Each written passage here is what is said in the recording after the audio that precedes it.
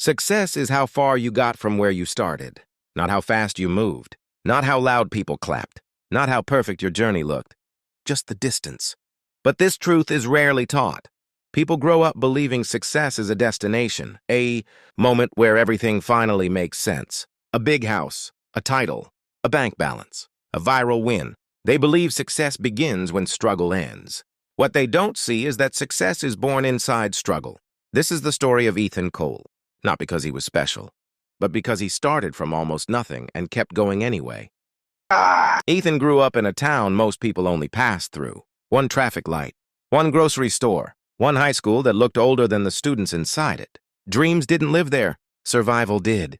His father worked 2 jobs. His mother worked 3. And still, some nights, dinner was whatever could be stretched the farthest. Ethan learned early that life didn't care about potential. It only responded to effort. At 16, Ethan wanted what every teenager wanted, to escape. He wanted to be more than his zip code, more than his last name, more than the expectations that said, "This is all you'll ever be." But wanting wasn't enough. Every morning, Ethan woke up at 5 a.m., not because he was disciplined, because he had to. Before school, he stocked shelves at a small convenience store. After school, he cleaned tables at a diner. Homework happened late at night, half asleep, fighting exhaustion. While other kids talked about parties, Ethan talked about hours. While others planned weekends, Ethan calculated paychecks. And yet, despite all the work, nothing seemed to change. That was the hardest part. Progress was invisible. At 18, Ethan applied to colleges. Most rejected him. Some didn't respond. One accepted him with no scholarship. People told him to be realistic. Why go into debt?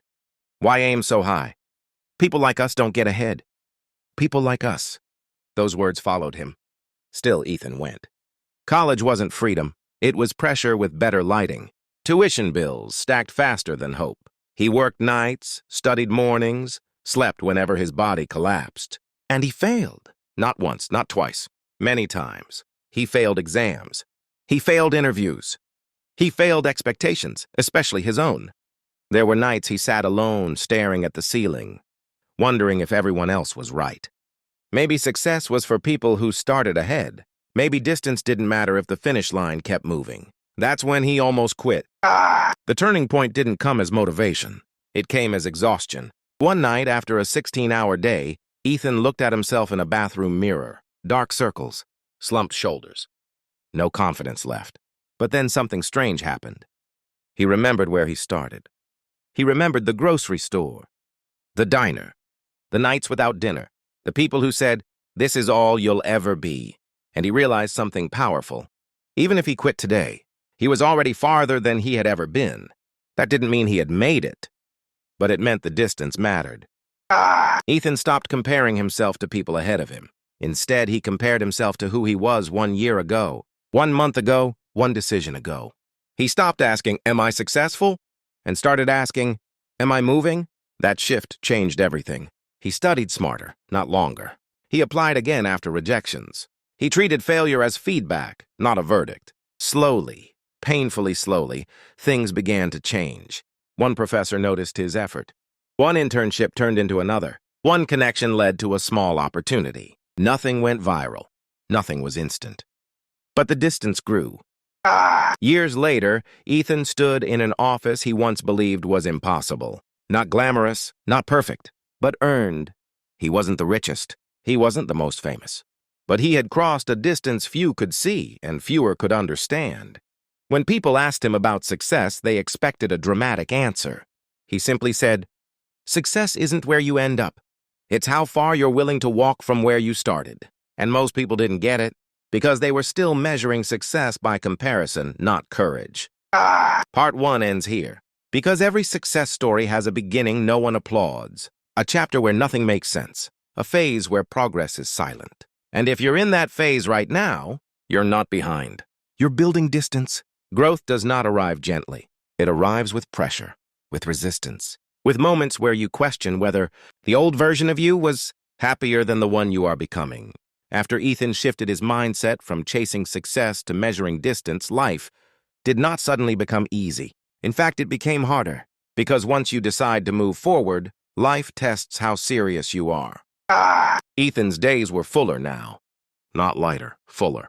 More responsibility, higher expectations, less room for excuses. The internships he earned didn't pay much. Sometimes they didn't pay at all. But they demanded excellence. They demanded focus. They demanded sacrifice. Friends from back home stopped calling, not because they hated him, but because his life no longer fit theirs. When he visited his hometown, people said things like, "You've changed. You think you're better now? You don't belong here anymore." And maybe they were right, because growth changes your language, your priorities, your patience for small thinking, and that distance between who you were and who you're becoming can feel lonely. There were nights Ethan questioned everything. He questioned the debt, the long hours, the missed moments, the quiet life he could have chosen instead. Some people he started with were already ahead. Others had quit and seemed happier. Social media didn't help. It never does. Everyone else's success looked louder, faster, cleaner. His looked slow. That's when doubt returned. Not screaming, whispering. Is this really worth it? What if this is all for nothing? What if you're just tired, not growing? One evening, after a long day, Ethan stayed late at the office. Everyone else had gone home. The lights were dim. The building was quiet. He opened an old notebook he kept from college. Inside were goals he had written years ago. Some he had achieved. Some he had outgrown. Some no longer mattered. But one sentence stopped him cold. "I don't want to live wondering what I could have become." That sentence grounded him. He realized something powerful. Doubt wasn't a sign he was failing. It was a sign he was stretching. Comfort never asks questions. Growth always does. From that day on, Ethan stopped romanticizing success. He saw it for what it was, a series of hard decisions stacked on top of each other. He learned to say no. No to distractions. No to easy praise. No to paths that felt safe but empty.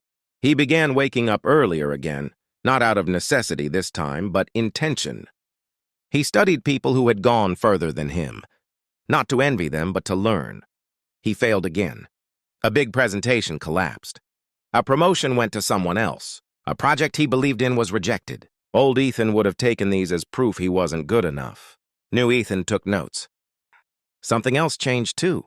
His definition of winning? Winning was no longer applause. It was progress no one clapped for. It was discipline when motivation disappeared. It was showing up even when nobody noticed.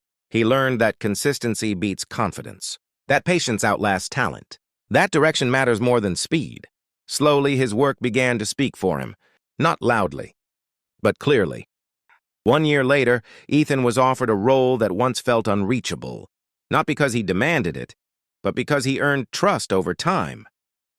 People didn't see the nights, the self-doubt, the quiet sacrifices. They only saw the result, and that's how it always works. The world applauds outcomes, but success is built in silence. Yet even then, Ethan didn't feel finished, because success isn't a finish line. It's a moving standard. The moment you stop growing, you start shrinking. He understood now why so many people quit halfway. Not because they were weak, but because becoming someone new is uncomfortable. And most people would rather stay familiar than stretch into greatness. If you're reading this and feel tired, if your progress feels slow, if no one seems to notice your effort, remember this: you are not late. You are not lost. You are not failing. You are carrying the weight of becoming, and that weight means you're moving forward. Part 2 ends here. Because before success shows up in the world, it has to survive inside you. There comes a moment in every long journey when you stop chasing success and start recognizing it. Ethan didn't notice the moment at first. It didn't arrive with fireworks or applause. There was no announcement, no dramatic turning point. It arrived quietly like most truths do. One morning, while driving to work, Ethan realized something felt different. He wasn't rushing anymore. Not because life had slowed down, but because he had changed. Years had passed since the days of counting hours and stretching paychecks.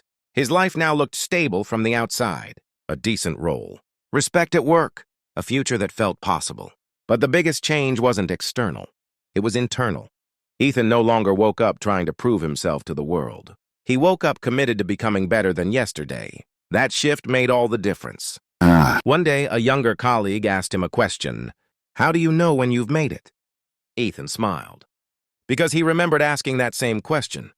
When he believed success was a place you arrived at, he replied slowly, "You don't make it. You notice it." The colleague looked confused. So Ethan explained. He explained that success is not standing at the top of a mountain. It's realizing how far you've climbed from the bottom. It's not about beating others. It's about outgrowing yourself. It's the discipline you built when motivation disappeared. The courage you showed when fear tried to stop you. The consistency you maintained when quitting would have been easier. Most people wait for permission to feel successful. They wait for money, for titles, for validation. But by the time those things arrive, they've already done the hard part. They just never stop to acknowledge it. Ethan began mentoring others, not because he felt superior, but because he remembered how lonely the road felt at the beginning. He told them the truth most people avoid. You will feel behind, even when you're ahead. You will doubt yourself even when you're growing. And you will want to quit right before the breakthrough.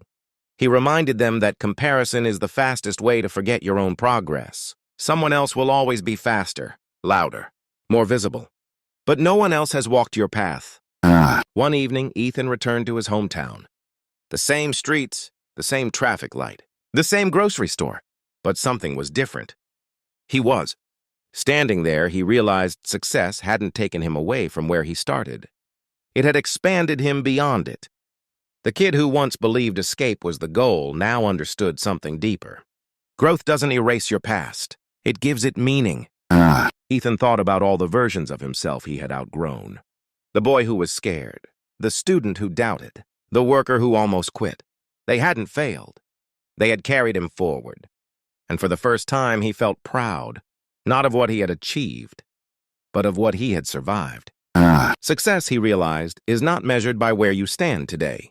It is measured by how far you've come, how much you've learned, how often you chose effort over excuses. It is measured by resilience, by patience, by the decision to keep moving, especially when progress was invisible.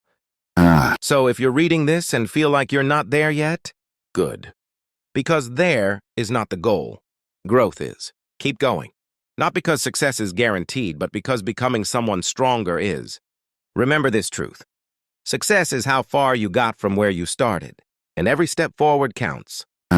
The end.